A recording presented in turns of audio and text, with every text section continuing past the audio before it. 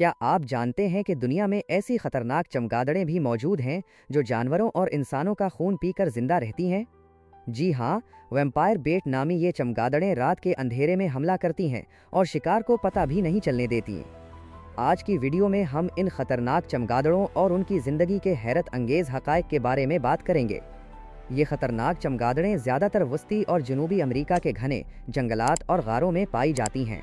उनकी सबसे बड़ी खासियत उनके तेज़ धार दांत और खून चूसने की सलाहियत है। क्या ये इंसानों के लिए ख़तरनाक हैं?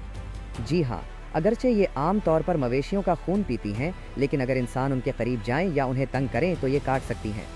उनके काटने से सबसे बड़ा खतरा रेबीज़ जैसी जानलेवा बीमारी का होता है, जो इंसानी जान के लिए इंतहाई ख़तरनाक साबित हो सकती है।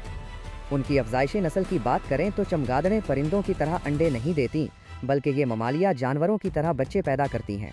एक मादा चमगादड़ साल में आम तौर पर सिर्फ एक ही बच्चा देती है, जिसकी वो बहुत एहतियात से परवरिश करती है। ये कुदरत का एक अनोखा निज़ाम है कि ये परिंदा ना होने के बावजूद परिंदों की तरह उड़ने की सलाहियत रखती हैं। अगर आपको ये मालूमात पसंद आई हों तो वीडियो को लाइक और शेयर ज़रूर करें। हमारे चैनल पियर बक्स टीवी को सब्सक्राइब करें।